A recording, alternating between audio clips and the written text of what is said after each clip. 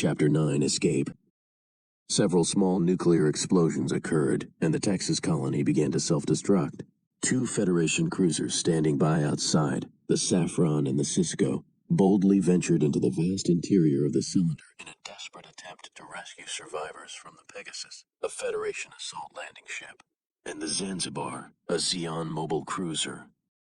With luck, they hoped to save at least 30% of the crews, but when the port modules on either end of Texas showed signs of rupturing out of the colony cylinder framework, they were forced to evacuate the area. First, the huge external mirrors normally used to reflect sunlight inside the colony were blown far into space. Then, when the final blast came, an enormous ring of light spread out from the colony, overtaking them and illuminating the drifting debris and fragments of other old colonies throughout the entire space shoal region known as the Texas Zone. The light was visible far away and was seen by both the forces of Rear Admiral Casilia Zabi of the Zeon Principality and General Revel of the Earth Federation. Lieutenant Commander Charaznable survived, but his Zaku mobile suit was destroyed inside Texas, as was Zeon's state-of-the-art mobile armor, the Elmeth bit system, and its new type pilot, Lala Sun.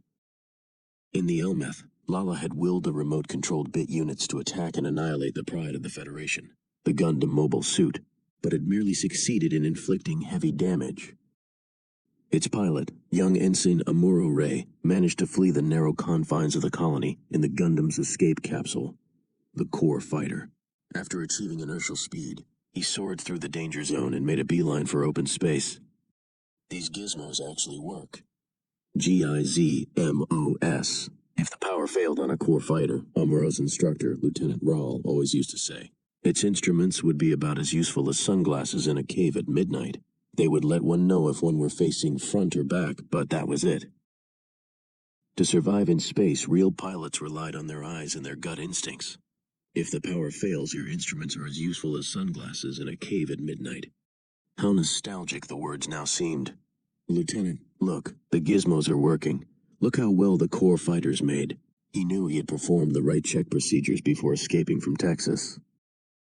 The Zanzibar and the Pegasus had both blown their main engines and the Elmeth had been destroyed, and in the ensuing explosions, the Gundam's main fuselage had begun to melt. He had instinctively activated the Core Fighter escape mechanism, but he wondered if some residual consciousness from Lala Sun might not have affected his judgment, even his mind. He remembered the colony walls flashing by on either side the instant his Core Fighter had exited Texas. He remembered the blurred shape of either the Saffron or the Cisco. He remembered seeing the actual moment of escape and the system operating as it was supposed to. And he remembered Raoul's comments about the instruments. But that was all. Amuro Ray sank into fatigue-induced unconsciousness, but among his feverish thoughts there gradually appeared another, more assertive awareness. His deep subconscious was awakening. Normally dormant functions of his cerebral cortex, now activated, were rising to the conscious level of his mind.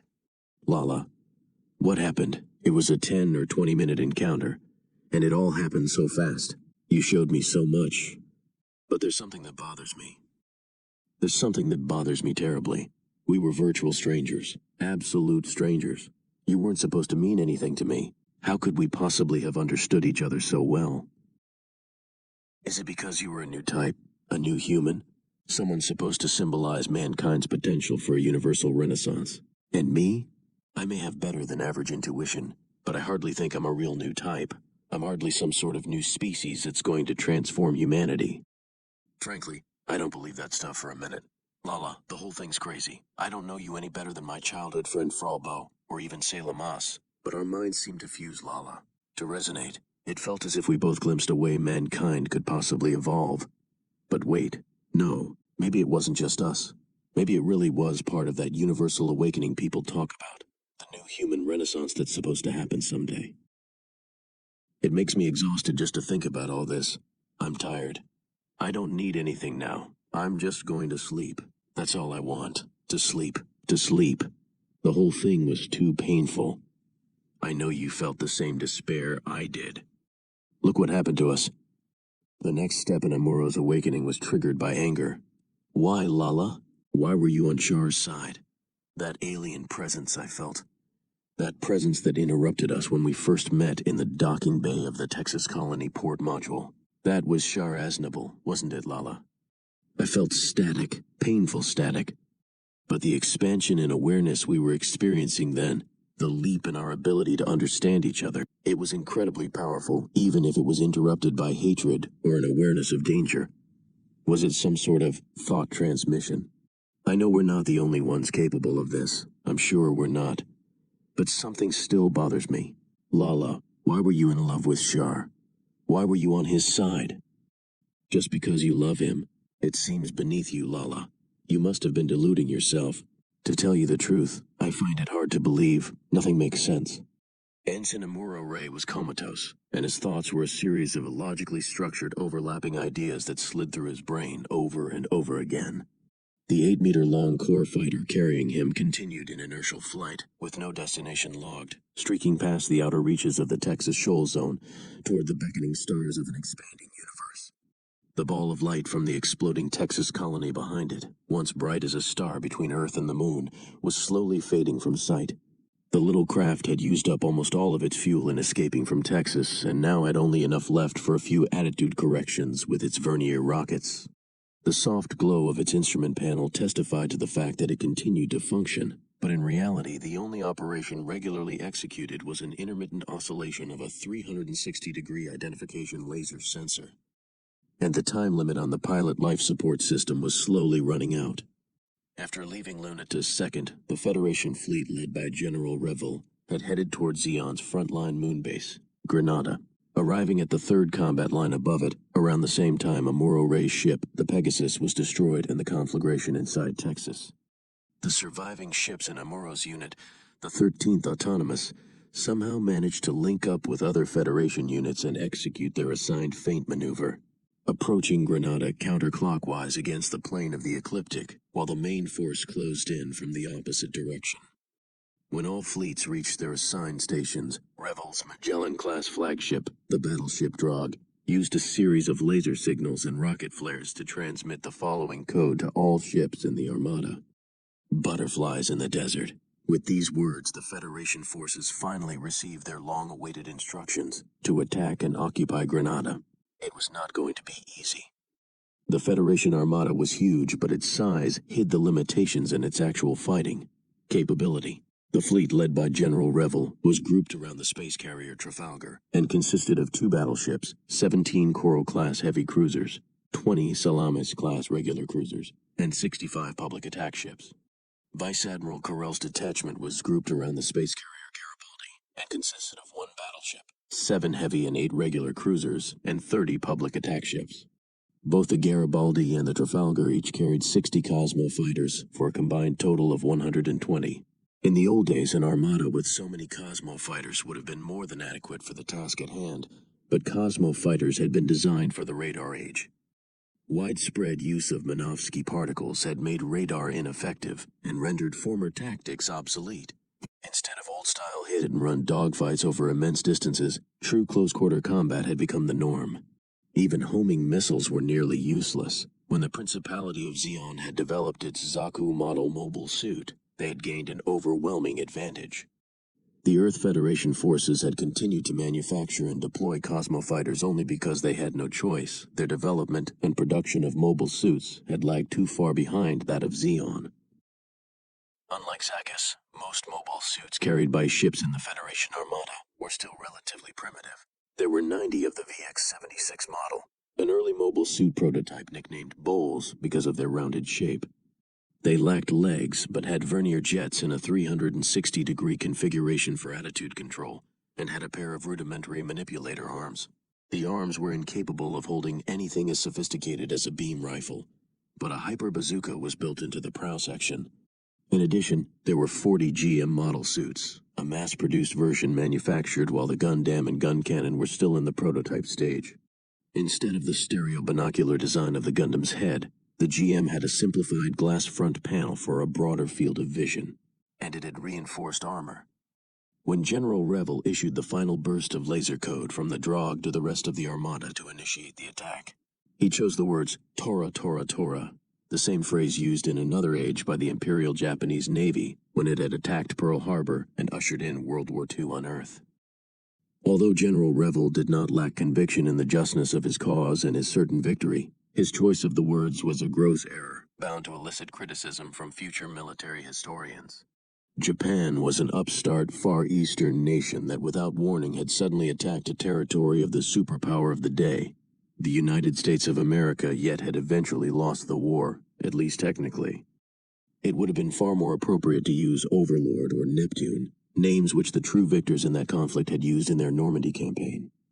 The main Federation force under General Revel's command accelerated to maximum combat speed and was followed 8,500 kilometers to the rear by Vice Admiral Carrel's detachment, which entered moon orbit from an angle of 60 degrees and began descending toward Grenada.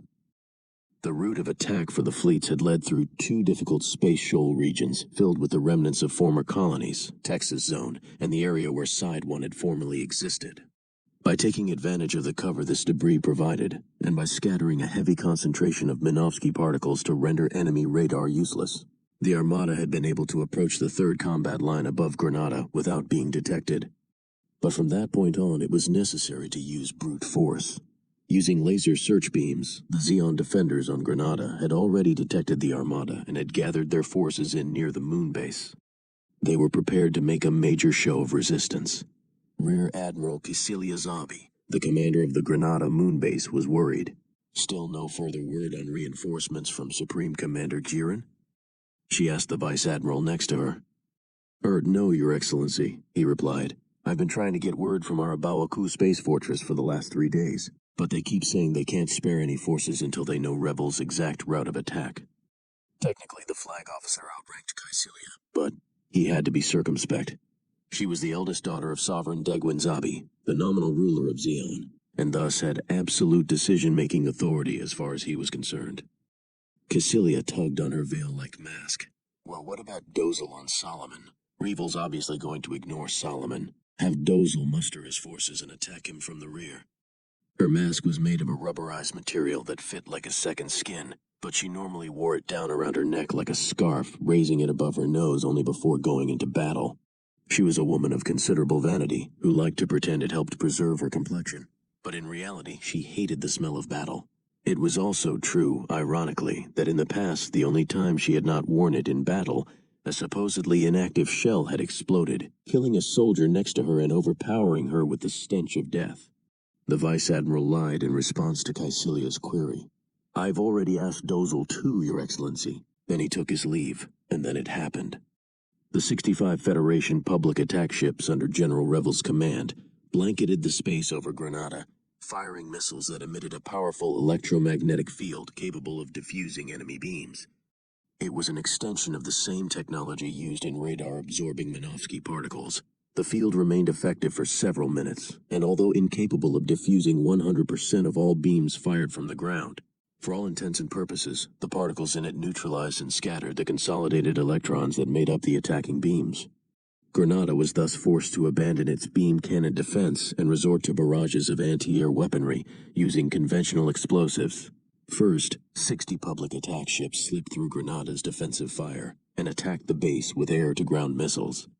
Then, while the Salamis-class Cosmo-cruisers in the Federation fleet's vanguard engaged their Zeon Musai-class rivals in skirmishes, the 90 Federation VX-76 Bulls, supported by GMs, broke through Grenada's southern defense perimeter. Simultaneously, Vice Admiral Carrel's forces attacked the eastern perimeter of the base.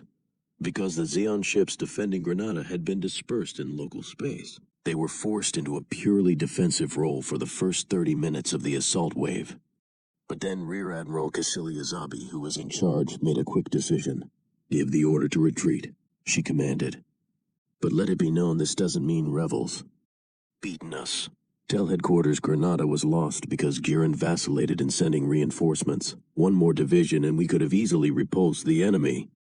Thus absolving herself of all blame, Cecilia boarded the Zanzibar-class mobile cruiser Swammel and abandoned Grenada. Under normal Zeon military tradition, she would have been required to defend the base to the death, but both she and her brother, Supreme Commander Jiren Zabi, had agreed in advance on a secret fallback plan. And in reality, her immediate decision was influenced less by this plan than by the emotions of the moment, by a burning desire to live and eventually confront Jiren. On the Federation side, the conquest of Granada was only part of a much larger strategy. The captured base gave their forces a beachhead on the back of the moon from which to attack the heartland of the Principality of Zeon. Appropriately, they renamed it FS, or First Step. A high-pitched sound stabbed through the darkness, expanded, and then suddenly transformed into a flash of light. It was not a horrifying flash, such as might accompany a nuclear explosion, but the gentle brilliance of a flare in blackness. The type of light that penetrated to the corners of the mind and then quickly faded into nothingness. Every time a sound arose from the distance, the light would flare in the darkness again. It was like the light a new life might encounter on emerging from a long period of gestation in the womb. Mother, you were really unlucky. I know you were one of the privileged few to obtain permission to live on Earth. And I know it was mainly because Dad was a well-known sod architect. But living on Earth spoiled you. It made you unable to adjust to the idea of living in space. And it made you refuse to join us. I wish you could have joined us. I don't know anything about marriage. But couples are supposed to help each other, right? Maybe Dad didn't love you enough, Mother. Maybe he really just lived to build more sides in space. And maybe he treated you like his personal maid or something. But Mother, what about me? I was your son. I was involved in all this too. I remember it as clear as day. I was 5 and it was fall. October 2008 to be exact. That's when Dad took me away from you. You kissed me on my left cheek. And one started to hate you. I didn't want to be a little boy anymore. I wanted to be a grown man. I hated Dad too. I hated Dad for not being nicer to you. But if you had kissed me for just a few more seconds, Mother, I would have loved you. You were so stiff and formal. It made me think it was better to be with Dad. Why couldn't you come with us into space, Mother? Was it just because you didn't like the idea of living there? Or were you in love with another man? You were, weren't you? That's why I left with Dad and didn't cry. Another flare of light followed a far-off, high-pitched sound. For a minute it seemed to Amuro that it was Lala's son's voice. But then he could not hear it anymore. Chapter 10. Cuscoal. The first sound Amuro heard was that of someone chuckling. It seemed to continue forever, but he could also make out the words, "You mean the kid?" He had no idea what was so funny, but in the process of trying to figure it out, he began to regain consciousness. It helped, perhaps, that the voice belonged to a woman. It had a rather suggestive sound, and was infinitely more pleasant than the gruff tone of the man who interrupted her. His words were hard to understand, and merely part of a whispered conversation in the darkness. "Why not?" said the woman, giggling but using a different tone. "Don't you think he's kind of cute?" "Because we have rules against it." The man seemed to be cautioning the woman against something. Amuro tried to open his eyes and watched a light fixture directly above him gradually come into focus. It was a type of light he had seen a lot of in the last 2 years, a fluorescent panel covered with a protective mesh favored on military spacecraft. "I wonder if this is a military ship," he thought as his conscious mind began to reassert itself. He blinked several times. Aware of a woman's presence, he felt a little shy, but he wanted to know where he was. He tried moving his body for the first time, and a face peered down at him, blocking the light. "Can you hear me?" The voice that sprang from the lips was bright and unaffected. "Yes," he answered hoarsely. For a moment he wondered why he had replied so readily. He had no way of even knowing, after all, if the woman was from the Earth Federation. But any resistance faded with the sight of her smile. "You've been asleep a long time," she said, "but you should be all right now. It must have been rough." Then, turning from Amuro, she called for a doctor. Amuro liked the way her jaw looked when she spoke. She turned back toward him again. "Understand everything I say? My name's Cuscoal. Cuscoal. You're on the cassette third." "Cuscoal? Are you the one who rescued me?" "Well, quite frankly, Ensign," she said with a toss of her long chestnut hair, "I don't know if rescue is the right word or not. Our transport just happened to be the first to spot you, that's all." "Thanks. I think I'm getting sleepy again." "You should rest then, Ensign. You're safe now." Amuro began sliding into sleep once more, but before losing all consciousness, he heard a doctor enter the room and exchange words with Cuscoal. Because he's an officer in the Federation forces, the way it was said gave Amuro a vague sense of unease, but he trusted his own instincts. He detected no basic danger. And then he blacked out. Later, Amuro would remember only a dream of his mother, Kamaria Ray. She was still living near his old home on Earth, but the war had involved her too. She was lying naked in bed, wearing a Red Cross armband, next to a man he had never seen. Amuro, wearing his pilot's suit, was standing and staring at both of them. He felt strangely dispassionate, but since his mother was married to his father, he wondered why she felt no shame. "You shouldn't wear a cross on your bare arm like that, Mother," he said. "It doesn't seem right somehow." His mother's eyes showed no sign of anger, but her lips formed a little smile that seemed to say he was an unwelcome interruption. "It's your life to do as you please, Mother, but you ought to listen to your son once in a while." He turned from her and the man and began walking away. His pilot's suit seemed heavier than ever. His boots had lead in their soles, and with each step they felt heavier and heavier. 5, 6, 7 steps, 12, 13. When he reached 23, he was no longer able to raise his feet off the ground. And then it happened. From his mother's bed in the shadows behind him came a scolding voice. "What an ungrateful child you are. I didn't raise you to talk like that to me." "What do you mean by raise, Mother? You didn't raise me. Even Dad was too busy with his work to raise me. I raised myself." Amuro was not really sad when he said it, but he wept anyway. Then he was hundreds of kilometers away from his mother, but she came running naked after him, her hair all disheveled. "Don't come near me," he yelled, trying to flee. "You're unclean." He began running again, but the more he ran, the more leaden his feet became.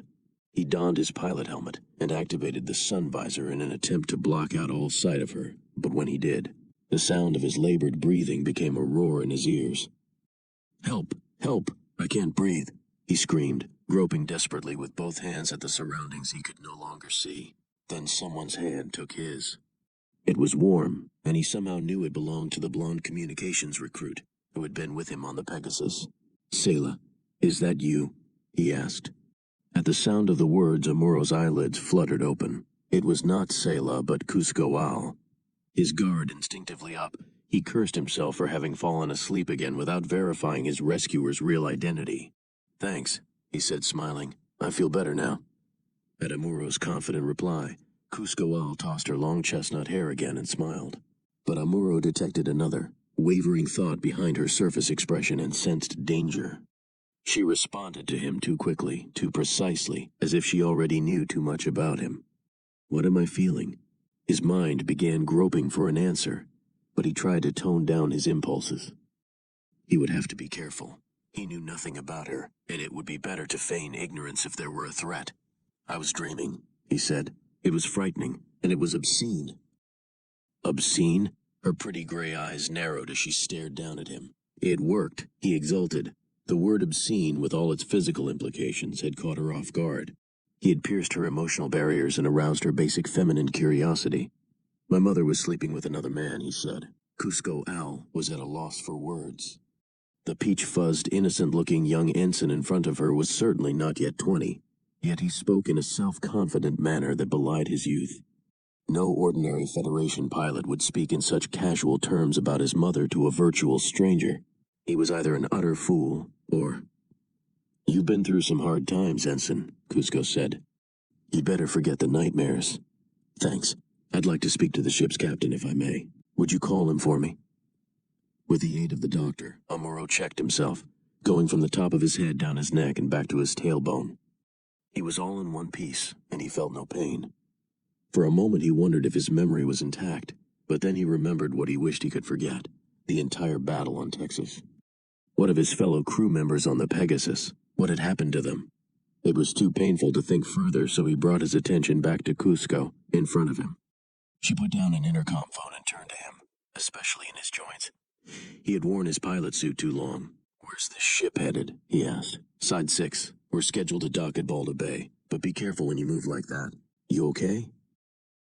He could not tell if the concern expressed was real or merely a technique to get him to let down his guard, but the tone of her voice had suddenly changed. "I'm fine. It wasn't a direct hit. By the way, what happened to my capsule?" "Your capsule? You mean that thing that looks like a light plane?" "It's moored on the ship's deck." Amuro said nothing. He knew he had made a major mistake in letting them get hold of his core fighter intact. He had referred to it as a capsule because he did not yet know who Cusco Al really was, and needed to hide its true function from her. The escape capsule was far more than it seemed. It could operate as the Gundam's cockpit module, but when configured independently, the dozens of vernier jets on the wing-like protrusions on its top bottom, and sides made it highly maneuverable. It was called a core fighter because it could also function as a fighter. The problem was that there were several exposed joints on its external skin, joints that connected it to the Gundam's control system. An expert seeing those joints would instantly realize what the capsule's function really was. An unknown ship picked me up while I was unconscious. For Amuro, the unthinkable had happened. What would he do if his rescuers were really flying a Zeon flag, and his core fighter had already fallen into enemy hands? As Amuro watched, the door to the room opened, and in walked an older man, with deep wrinkles around his eyes. The gold braid on his uniform suited him well, and implied that he was the ship's captain. He was followed by another man in his mid-30s who appeared to be some sort of aide. While pondering the second man's role, Amuro stood up and saluted and noted for the first time the pain in this right upper arm. Ensign Amuro Ray, of the Earth Federation Force's 13th Autonomous Corps. Thanks for rescuing me. You're more than welcome, Ensign. I'm Famira Ashul, the skipper of this ship, and this is Isfahan, my aide. While nodding in greeting to both of them, Amuro indicated with his eyes to the captain that Cusco should leave. A perceptive man who seemed to be aware of the ways of the world, he immediately understood. Cusco, he asked, would you mind leaving us alone for a minute? With a smile in Amuro's direction, she left. Amuro addressed the captain. I have 2 questions, sir. Fire away, Ensign. First, I need to dispose of the escape capsule you found me in. Can you do it for me? Second, what is to become of me? His request. Then, to Amuro, think you can walk? Lift grips were used in weightless areas of the Cassetta 3 to transport crew members. Handholds moving on guide rails built into the ship's walls, they could transport a single person at speeds of 2 to 7 meters per second, but it took quite a knack to use them. One had to start swimming horizontally parallel to the grips and then grab onto one with the right arm to be pulled along. In places where there was a break in the guide rails, transfers were tricky. It was necessary to slow down 2 or 3 meters in advance, minimize all inertial movement, and then, after double-checking the position of the next grip to be grabbed, make the body swim straight toward it through the air. Accidentally bending a knee would create a different movement vector and make the connection impossible. Amuro hadn't used a lift grip for weeks. He grabbed the third grip after Captain Famira, following Isfahan the aide and Cusco Al. For the first time he noticed Cusco's shapely figure. She was wearing denim pants and turned and smiled broadly at him. You can see your capsule out the hatch window over there, Ensign, Captain Famira said. Amuro's view was blocked by the captain's enormous rear end in front of him, but he took his hand off the grip and let himself float up by the man's left side. Sure enough, through the 30-centimeter square hatch window he could see the expanse of the ship's upper deck and, on the starboard side, his core fighter tethered with wire cables. The canopy was bent, and the right wing had almost been destroyed. The fuselage seemed to have cracks in it. While checking his craft visually through the narrow window, Amuro also scanned as much of the Cassetta's outer deck as he could. In the shadow of a container on the left side of the deck, he saw several people dressed in normal suits, the term used to describe space suits ever since mobile suits had been developed. Since the ship was a transport soon to dock at Side 6, there was nothing intrinsically odd about a few workers outside. But the fact that there were so many of them, and that they were in the same area of the deck where his core fighter was tethered, confirmed his worst fears. They were either Zeon military men or somehow connected to the enemy, he concluded, and one of them might already have entered his core fighter cockpit. Pretending to be greatly relieved, Amuro turned to Famira and smiled broadly. I can't thank you enough, Captain. I can't tell you what it means to me to be able to tell my superiors in the Federation that my capsule's right next to me. Well, I frankly feel as relieved as you do, Ensign. As soon as we disembark on Balda Bay, someone from the Federation forces normally comes to interrogate us. It'll make it a lot easier for me if someone like yourself can vouch for us. Amuro smiled in response. If the Federation consulate requests it, the captain continued, I'm sure Side 6 will turn over your capsule right away. How long does it normally take to clear customs on Side 6? With luck, 2 days. Without it, 5 days to a week. You've got to be prepared for the worst. Bureaucrats are the same all over the solar system. Amuro gazed out the hatch window again, and over the ship's prow he saw 2 bright lights in space in the distance. They were clearly Side 6 colonies, and one, he deduced, must function as a port, Balda Bay. A military ship could reach it in 15 minutes, but the Cassetta was a transport, and would take another 2 hours. Take a look at this monitor, Ensign, Cusco said, pointing at a screen next to her. Like most spaceships, the transport had remote-control external security cameras monitoring its outside decks, giving Amuro an even better look at his core fighter. The system worked well, and the screen showed a high-resolution view of the core fighter from above. When the camera zoomed in for a close-up, shadows cast by the blazing sun were displayed with the proper exposure, and even details such as individual welds in the armor plating were clearly visible. Thankfully, there were no normal suited shapes meddling in the cockpit, but he sensed that not all was well. He commented with veiled sarcasm, "The cassette is certainly well equipped to handle my capsule." Isfahan's eyes flashed angrily, and he knew the nuance behind his remark had registered. He looked back at the screen. As a neutral territory aligned with neither the Earth Federation nor the Principality of Zeon, Side 6 had been spared the ravages of the war, but its government leaned heavily toward Zeon. Its president, Ranke Prodan, was widely rumored to be collaborating with Kaisilia Zabi. Amuro sensed, moreover, that the cassette of the Third was in the enemy camp, and he also sensed that were it not for Captain Famira's personal goodwill toward him, he would certainly have been treated as a prisoner of war. But where, he wondered, did Cusco Al fit into all this? "Thanks for your help," Amuro said to the captain. Then he started to grab on to a lift grip. He knew the aide was secretly laughing at him, so he deliberately turned to Cusco Al and said, "Mind telling me where I can get some coffee around here?" "If you'd like," she said flirtatiously. "I'll bring some to you in your quarters, Ensign." You would?" "Sure." "You mind?" The conversation was a ploy. Amuro had asked Cusco Al because he wanted Isfahan to think he was personally attracted to her, and the strategy seemed to work. Isfahan smiled a thin smile as if to say, "Good luck, sucker."